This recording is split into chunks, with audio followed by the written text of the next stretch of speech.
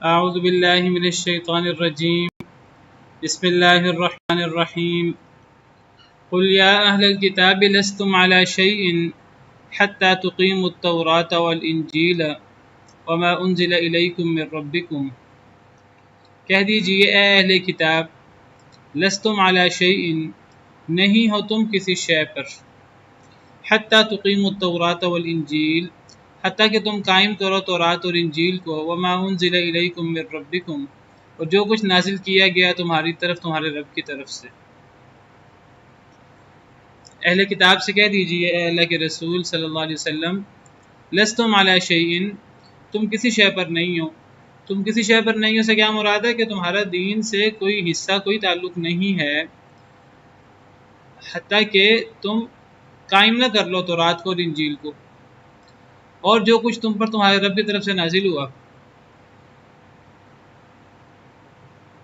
حتیٰ کہ تم تورات انجیل کو قائم کرو اور جو تم پر تمہارے رب کی طرف سے نازل ہوا اس کو قائم نہ کر لو۔ تو کیا چیز نازل ہوئی تورات انجیل کے علاوہ اہل کتاب پر ان کے رب کی طرف سے؟ قرآن۔ نبی صلی اللہ علیہ وسلم کے دور کے اہل کتاب کو مخاطب کیا جا رہا ہے۔ قرآن اور سنت، نبی کریم صلی اللہ علیہ وسلم، آپ کی تعلیمات۔ تم اس وقت تک کسی شے پر نہیں ہو، تمہاری کوئی حیثیت نہیں ہے، تمہارا کوئی مقام نہیں ہے، جب تک کہ تم تورات و انجیل کو اور جو کچھ تم پر تمہارے رب کی طرف سے اترا نیا، ان سب کو قائم نہ کر لو۔ اب جو کچھ قرآن کریم اور سنت طیبہ حدیث مبارکہ میں ہے وہ تو بالتفصیل موجود ہے تمہارے سامنے، اس پر عمل کرو، اور جو کچھ تورات و انجیل میں موجود ہے تو تورات و انجیل پر بھی اجمالی ایمان ہے۔ اب تورات و انجیل میں تحریف ہو چکی ہے، اب اس تحریف میں ہر چیز پر تو نہیں مان لایا جائے گا، لیکن بہرحال جو باتیں دین اسلام سے متعلق ہیں، جو باتیں قرآن سے متعلق ہیں، جو باتیں نبی صلی اللہ علیہ وسلم کی تعلیمات سے متعلق ہیں، نبی کریم صلی اللہ علیہ وسلم کی صفات سے متعلق ہیں، صحابہ کرام کی صفات سے متعلق ہیں، نبی کریم صلی اللہ علیہ وسلم کی بشارت سے متعلق ہیں، تو ان پر ایمان لاؤ، وہ بھی تورات و انجیل کا حصہ ہے۔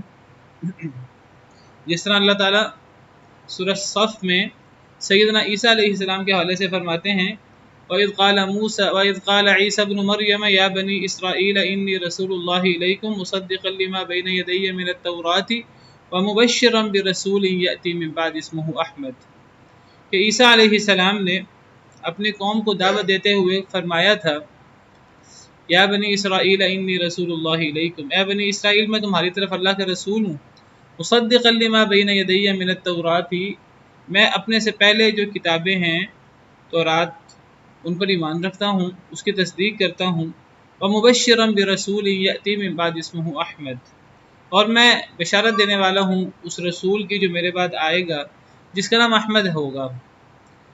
تو سیدنا عیسیٰ علیہ السلام نے نبی کریم صلی اللہ علیہ وسلم کی بشارت دی تھی۔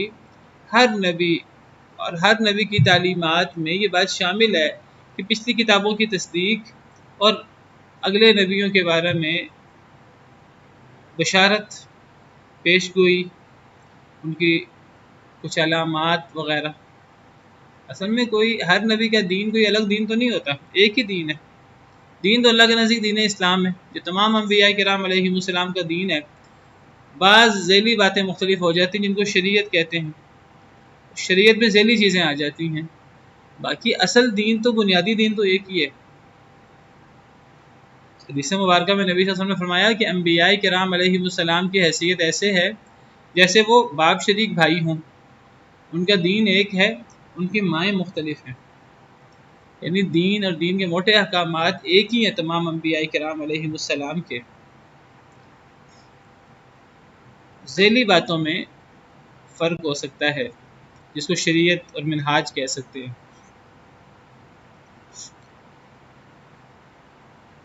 تو ہر نبی اپنے سے پچھلے نبی اور اپنے سے پچھلی اترنے والی کتاب کی تصدیق کرتا تھا، اور ہر نبی اپنے سے بعد والے آنے والے نبی کے بارے میں بشارت، اس کی علامات، اس کا ذکر کرتا تھا۔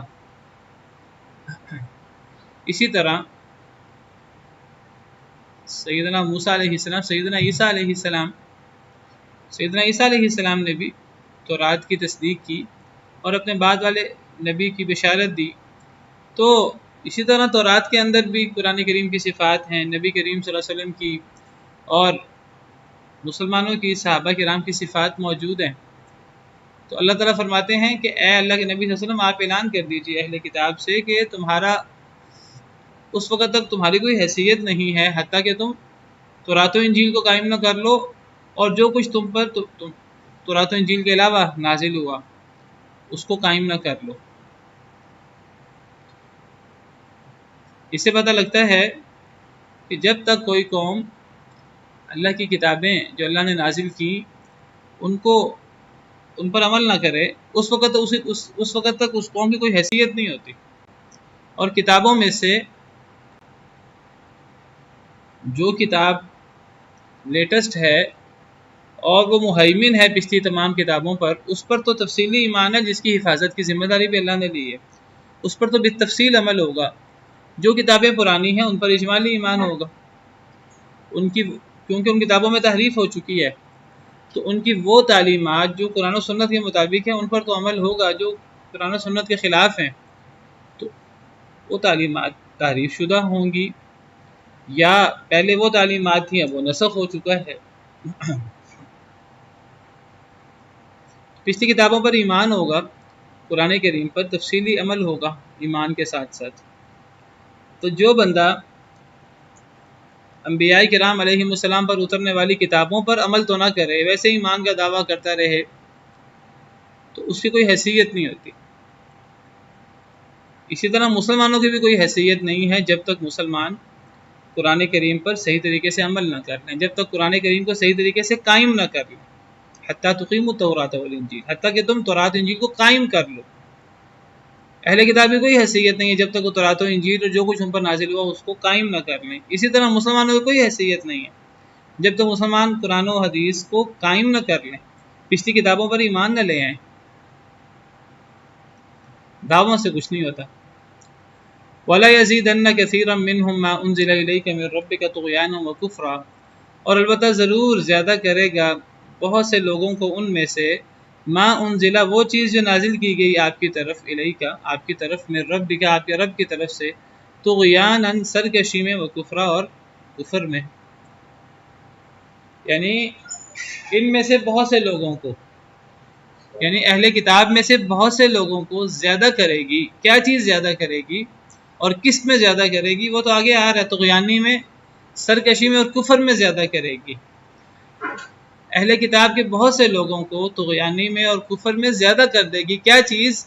جو کچھ آپ پر آپ کے رب کی طرف سے اترا. نبی صلی اللہ علیہ وسلم پر ان کے رب کی طرف سے کیا اترا تھا؟ قرآن، سنت.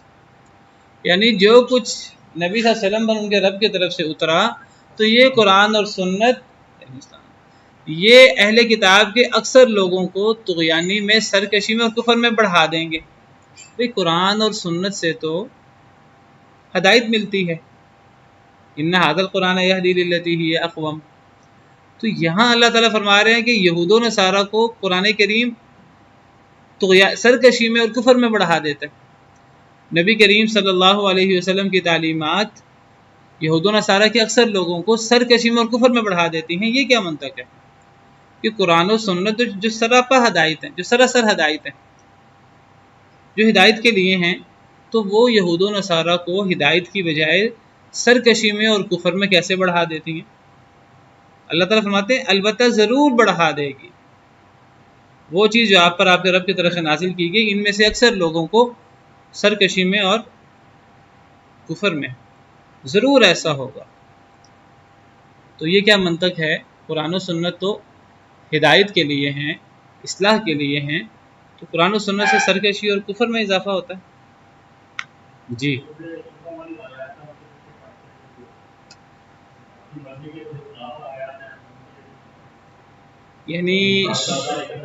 یعنی شبہ والی آیات سے وہ پریشان ہوتے ہیں. تو جو آیات شبہ والی نہیں ہیں وہ ان کو مان لیتے ہیں. تو ان کے مرضی کے مطابق کون سی آیات ہیں؟ ان کے مرضی کے مطابق بھی کوئی وہ تو یہاں تو بات ہو رہی ہے یہود و نصارہ کی. یہود و نصارہ کے لیے قرآن کی کون سی آیت مرضی کی ہے؟ وہ تو قرآن کی کسی آیت کو بھی نہیں مانتے. جی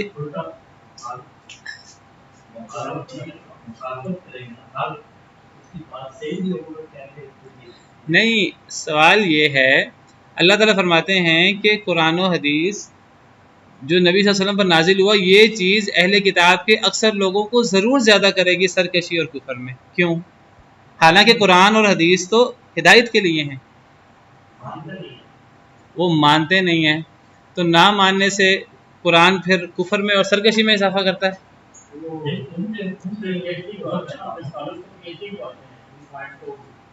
صحیح ہے، ٹھیک ہے. اصل میں جو لوگ قرآن کریم کو ہدایت کے لیے پڑھتے ہیں تو ان کو تو ہدایت ملتی ہے. جو لوگ قرآن کریم کو اعتراض ڈھونڈنے کے لیے اور سرکشی کے ساتھ اور انکار اور بغض کے ساتھ پڑھتے ہیں تو قرآن کریم پڑھنے سے ان کو فائدہ نہیں ہوتا، گمراہی ہوتے ہیں. جیسے اللہ فرماتے ہیں یضل بھی کثیرا ویہدی بھی کثیرا. میں اصل میں جس پوائنٹ کی طرف توجہ دلانا چاہ رہا ہوں آپ کی، وہ پوائنٹ کیا ہے؟ وہ پوائنٹ یہ ہے کہ قرآن کریم ان کو کیوں گمراہ کرتا ہے، سنت ان کو سرکشی میں اور کفر میں کیوں اضافہ کرتی ہے، حالانکہ قرآن کریم تو سراپا ہدایت ہے. شہر رمضان الذی انزل فیہ القرآن ھدی للناس وبینات من الھدی والفرقان. رمضان کے مہینے میں قرآن نازل ہوا، یہ تو ھدی للناس، لوگوں کے لیے ہدایت ہے. وبینات من الھدی، ہدایت کی روشن دلائل ہیں. والفرقان، حق و باطل میں فرق کرنے والی چیز ہے. ان ھذا القرآن یہدی للتی ہی اقوم، یہ قرآن تو ہدایت دینے والا ہے سچے رستے، سیدھے رستے کی. تو یہ قرآن جو سراپا ہدایت ہے، وہ ان لوگوں کے لیے گمراہی کیوں بنتا ہے؟ اصل وجہ یہ ہے، جی یہ جو بات کہہ رہے ہیں، اصل وجہ یہ ہے کہ جو بندہ نیکی کرتا ہے تو نیکی کو کھینچتی ہے، نیکی کرنے سے مزید نیکی کی توفیق ملتی ہے. جو بندہ نیکی نہیں کرتا، گناہ کرتا ہے تو گناہ کو کھینچتا ہے. اور قرآن کریم کا انکار کرنا، اس سے بڑا گناہ کیا ہو سکتا ہے؟ اس سے بڑی قرآن کی بے حرمتی اور قرآن کا انکار اور قرآن کے ساتھ سرکشی اور قرآن کے ساتھ تکبر کیا ہو سکتا ہے؟ تو جو لوگ قرآن کے ساتھ یہ رویہ پیش کرتے ہیں تو یہ قرآن بھی پھر ان کے ساتھ وہی معاملہ کرتا ہے. قرآن بھی پھر انہیں ہدایت نہیں دیتا، قرآن بھی ان کی سرکشی میں انہیں بڑھا دیتا ہے. یعنی آپ یہ سمجھیے کہ جس طرح نیکی کو کھینچتی ہے، اسی طرح کفر اور گمراہی، یہ گمراہی کو کھینچتی ہے. تو قرآن نہیں انہیں گمراہ کرتا، اصل میں یہ قرآن کے ساتھ جیسا معاملہ رکھتے ہیں قرآن کے ذریعے اسی طرح گمراہ ہوتے ہیں. قرآن سے انہیں ہدایت ملنے کی بجائے پھر قرآن سے ان کی سرکشی اور ان کا کفر بڑھتا ہے. جو قرآن کے ساتھ انکار کرے، ابتدا تو انہوں نے کی، اللہ نے تو قرآن نازل کیا تھا ہدایت کے لیے، غور کرتے ہدایت ملتی ان کو. اور یہ گارنٹی کی بات ہے، جو بندہ قرآن کریم کو، میں کئی دفعہ یہ بات آپ کے سامنے رکھ چکا ہوں، آپ قرآن و سنت کا مطالعہ کریں تو انشاءاللہ آپ کے سامنے بھی یہی بات ہوگی کہ جو بندہ ہدایت کے لیے قرآن کو پڑھتا ہے، یہ ممکن نہیں ہے اسے ہدایت نہ ملے، اسے ہدایت مل کے رہتی ہے انشاءاللہ. اللہ نے ہدایت دینی ہے. ایک بندہ ہدایت چاہتا ہو اور اللہ تعالیٰ آگے سے بے پرواہ ہو جائے، ایسا نہیں ہوتا. اللہ بندے کے ساتھ ویسا معاملہ کرتے ہیں جیسا بندہ معاملہ کرتا ہے. جیسے کل بھی اس موضوع پر بات ہوئی تھی کہ انسان جس طرح کا رویہ رکھتا ہے اللہ کے ساتھ، اللہ کی کتابوں کے ساتھ، اللہ کے رسولوں کے ساتھ، ویسا ہی رویہ اس کے ساتھ رکھا جاتا ہے. جیسے ہم نے کل پڑھا کہ یہود نے اللہ کے بارے میں کہا اللہ کے ہاتھ بند، اللہ نے فرمایا ان کے ہاتھ بند، جیسا ان کا عمل ویسے ان کی سزا. جو اللہ کے ساتھ مذاق کرے اللہ اس کے ساتھ مذاق کرے، جو اللہ کو دھوکہ دینے کی کوشش کرے اللہ اس کو دھوکہ دیتا ہے، جو اللہ کو بھول جائے اللہ اس کو بھول جاتا ہے، جو اللہ سے دور بھاگے اللہ بھی اس سے بے توجہی برتتے ہیں، جو اللہ کے قریب آئے اللہ اس کے قریب آتے ہیں، جو اللہ کو یاد کرے وہ اللہ اسے یاد کرتے ہیں. جیسا کوئی معاملہ اللہ کے ساتھ کرتا ہے اللہ اس کے ساتھ ویسا معاملہ کرتے ہیں. کوئی نیکی کرے اللہ اس کے ساتھ نیکی کرتے ہیں. تو جو بندہ قرآن پر ایمان لائے گا قرآن سے اسے ہدایت ہی ملے گی، اور کیا ملے گا؟ یہ ممکن نہیں ہے ایک بندہ قرآن پر ایمان رکھتا ہو اور ایک بندہ قرآن سے ہدایت حاصل کرنا چاہتا ہو اور قرآن اسے گمراہ کر رہا ہو، یہ کیسے ہو سکتا ہے؟ لیکن اگر ایک بندہ قرآن کا انکار کر رہا ہے، قرآن کے ساتھ وہ غلط رویہ رکھ رہا ہے، تکبر کر رہا ہے، قرآن میں عیب تلاش کرنے کی کوشش کرتا ہے، تو قرآن سے ہدایت کیسے مل سکتی ہے؟ بلکہ ایسے لوگوں کو قرآن گمراہ پہلے کرتا ہے، ہدایت کی بات تو بعد میں ہے. یضل بہ کثیر ویہدی بہ کثیرا. اللہ گمراہ کر دیتا ہے اس قرآن کے ذریعے بہت زیادہ لوگوں کو، اور ہدایت دیتا ہے اس قرآن کے ذریعے بہت زیادہ لوگوں کو۔ یہ ان لوگوں کے بارے میں اللہ کا فرمان ہے جو لوگ قرآن کریم کی مثالوں پر اعتراض کرتے ہیں سورہ بقرہ میں، کہ جو لوگ کہتے ہیں کہ جی اللہ نے مچھر کی مثال بیان کر دی، اللہ نے فلاں مکھی کی مثال بیان کر دی، اللہ نے مکڑی کی مثال بیان کر دی، تو اللہ کو حیا محسوس نہیں ہوتی کہ اللہ تعالیٰ جو ہے وہ مچھر کی، یا اللہ فرماتے ہیں اللہ کو کوئی حیا محسوس نہیں ہوتی، اللہ کو کوئی شرم محسوس نہیں ہوتی کہ اللہ مچھر یا اس سے بھی چھوٹی چیز کی مثال پیش کرے۔ لیکن جو لوگ اعتراض کرتے ہیں ان قسم کی مثالوں پر تو قرآن انہیں گمراہ کرتا ہے۔ تو پتہ لگا کہ قرآن انہیں گمراہ کرتا ہے جو قرآن کے ساتھ غلط رویہ رکھتے ہیں، جو قرآن کے ساتھ انکار کرتے ہیں، جو قرآن کے ساتھ تکبر کرتے ہیں، تو قرآن انہیں گمراہ کرتا ہے، قرآن انہیں سرکشی میں اور کفر میں بڑھا دیتا ہے۔ تو یہ ان کے اعمال کے مطابق ان کے ساتھ رویہ ہے۔ تو ایک اصول یاد رکھیے کہ نیکی نیکی کو کھینچتی ہے، برائی برائی کو کھینچتی ہے، اور یہ بات آپ کو قرآن کریم میں جگہ جگہ ملے گی۔ مثال کے طور پر اللہ تعالیٰ فرماتے ہیں وَيَزِيدُ اللَّهُ الَّذِينَ اهْتَدَوْا هُدًى، کہ جو ہدایت یافتہ ہوتے ہیں اللہ ان کی ہدایت کو بڑھا دیتے ہیں۔ ایک اور آیت کریمہ میں اللہ فرماتے ہیں وَالَّذِينَ اهْتَدَوْا زَادَهُمْ هُدًى وَآتَاهُمْ تَقْوَاهُمْ سورہ محمد، کہ جو لوگ ہدایت یافتہ ہوتے ہیں اللہ ان کی ہدایت کو بڑھا دیتے ہیں، اور اللہ انہیں ان کا تقویٰ بھی دیتے ہیں، اللہ ان کے اندر تقویٰ پیدا کر دیتے ہیں جو ہدایت یافتہ ہوتے ہیں۔ ایک اور آیت کریمہ میں اللہ فرماتے ہیں وَمَن يَقْتَرِفْ حَسَنَةً نَزِدْ لَهُ فِيهَا حُسْنًا، جو نیکی کرنے کی کوشش کرتا ہے ہم اس کی نیکیاں بڑھا دیتے ہیں۔ نیکی نیکی کو کھینچتی ہے، نیکی برائیوں کو ختم کرتی ہے، اور نیکی مزید نیکیوں کو کھینچتی ہے۔ ان الحسنات یذہبن السیئات، نیکیاں برائیوں کو لے جاتی ہیں اور نیکیاں نیکیوں کو کھینچتی ہیں۔ بندہ نماز پڑھے اس کے لیے نماز پڑھنا آسان، جو بندہ قرآن پڑھے اس کے لیے قرآن پڑھنا آسان، جو بندہ دین پر عمل کرے اس کے لیے دین پر عمل کرنا آسان۔ اور اس کے بالمقابل جو بندہ کفر و سرکشی کا مظاہرہ کرے تو قرآن سے بھی اسے کفر اور سرکشی ہی ملتی ہے، قرآن بھی اسے کفر اور سرکشی میں بڑھاتا ہے والعیاذ باللہ۔ تو جو گناہ کرتا ہے، جو انکار کرتا ہے، اس کے لیے اگلی دفعہ ایمان لانا مشکل ہو جاتا ہے۔ وَنُقَلِّبُ أَفْئِدَتَهُمْ وَأَبْصَارَهُمْ كَمَا لَمْ يُؤْمِنُوا بِهِ أَوَّلَ مَرَّةٍ، اللہ فرماتے ہیں کہ ہم ان کے دلوں کو اور ان کی آنکھوں کو پھیر دیتے ہیں کیونکہ وہ پہلی مرتبہ ایمان نہیں لائے۔ اکثر نبیوں کی قومیں جو گمراہ ہوئی ہیں انہوں نے انکار کیا ہے، انکار کی وجہ یہ ہے، اللہ فرماتے ہیں روشن نشانیاں آئی تھیں لیکن وہ ہمیشہ ہی انکار کرتے رہے۔ انکار کی وجہ کیا بنی؟ کیونکہ پہلی دفعہ انہوں نے انکار کیا تھا۔ یہ مطلب ہے وَلَا يَزِيدَنَّ كَثِيرًا مِّنْهُمْ مَا أُنزِلَ إِلَيْكَ مِن رَّبِّكَ طُغْيَانًا وَكُفْرًا، ضرور زیادہ کرے گا ان اہل کتاب میں سے اکثر لوگوں کو جو کچھ آپ پر آپ کے رب کی طرف سے اترا حق، یہ حق انہیں گمراہ کر دے گا، ان میں سے اکثر لوگوں کو ضرور گمراہ کرے گا اور ضرور زیادہ کرے گا سرکشی میں اور کفر میں۔ فَلَا تَأْسَ عَلَى الْقَوْمِ الْكَافِرِينَ، پس نہ آپ افسوس کا اظہار کریں کافر قوم پر۔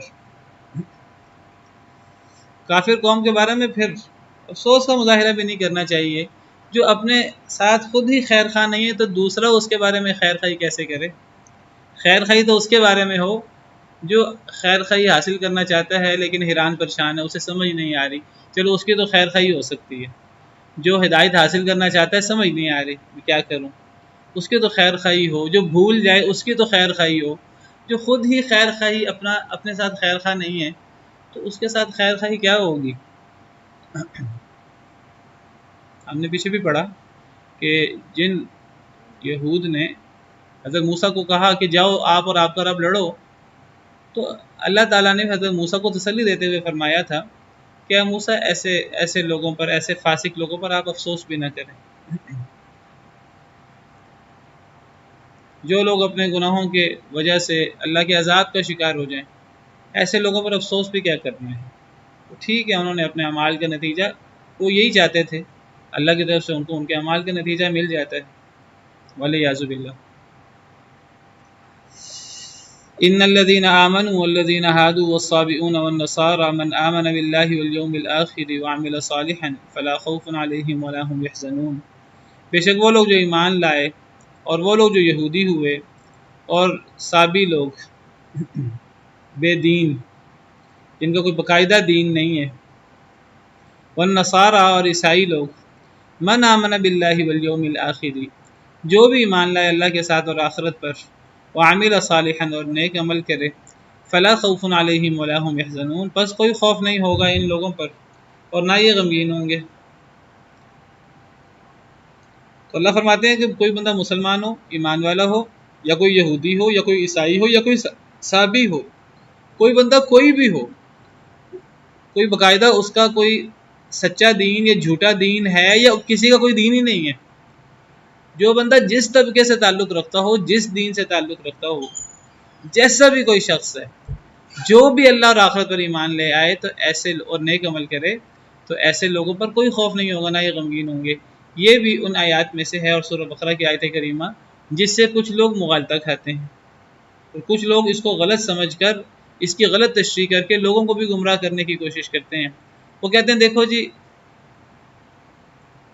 ہمیں بطور خاص نبی کریم صلی اللہ علیہ وسلم پر ایمان لانے کی کیا ضرورت ہے، قرآن و حدیث پر ایمان لانے کی بطور خاص کیا ضرورت ہے، یہودیت پر رہتے ہوئے تورات پر ایمان لے آئیں، حضرت موسیٰ پر ایمان لے آئیں، اللہ اور آخرت پر ایمان لے آئیں، کافی ہے۔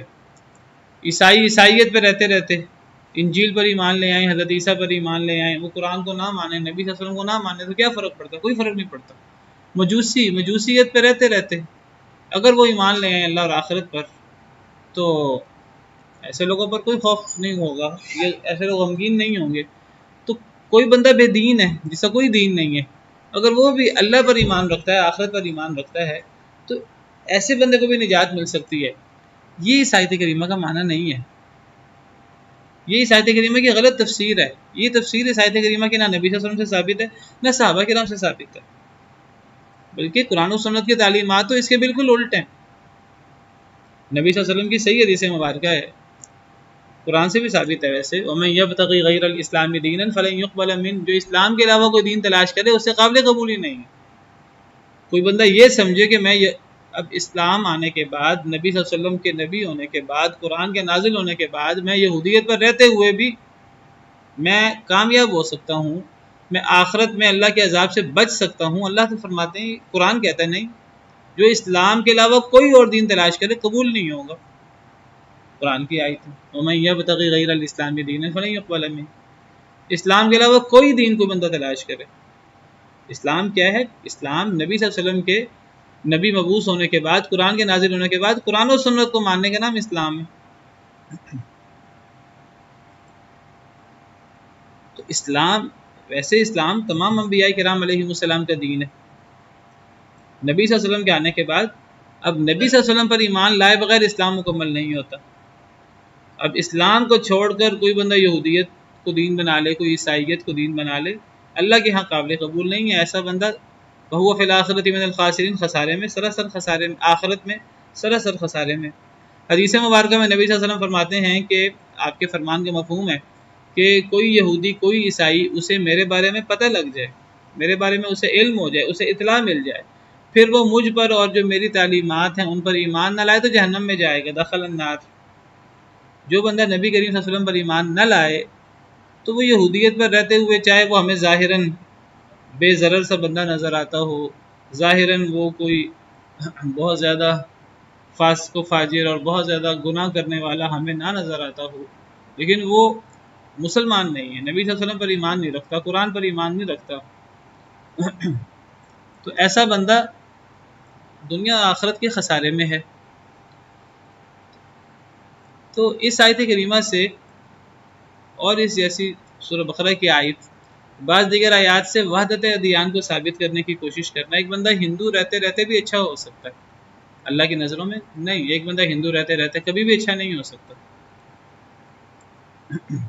اصل میں نقطہ یہ یاد رکھیے کہ ایک ہندو اللہ پر ایمان لا ہی نہیں سکتا جب تک کہ وہ اسلام قبول نہ کرے۔ ایک عیسائی وہ اللہ پر ایمان لا ہی نہیں سکتا جب تک کہ وہ اللہ کی تعلیمات پر، اللہ کے پیغمبر محمد صلی اللہ علیہ وسلم کے آنے کے بعد ان کو اللہ کا نبی نہ مانے، بلکہ نبی صلی اللہ علیہ وسلم کے آنے کے بعد چھوڑے، نبی صلی اللہ علیہ وسلم کے آنے سے پہلے نبی صلی اللہ علیہ وسلم پر ایمان لانا، امتیوں کو تو چھوڑیں، یہ تو نبیوں کو حکم تھا کہ اگر آپ کے دور میں وہ نبی آ گیا تو آپ نے اس پر ایمان لانا ہے اور آپ نے اس کی مدد کرنی ہے۔ یہ نبیوں سے اللہ نے وعدہ لیا، امتیوں کو تو چھوڑیں۔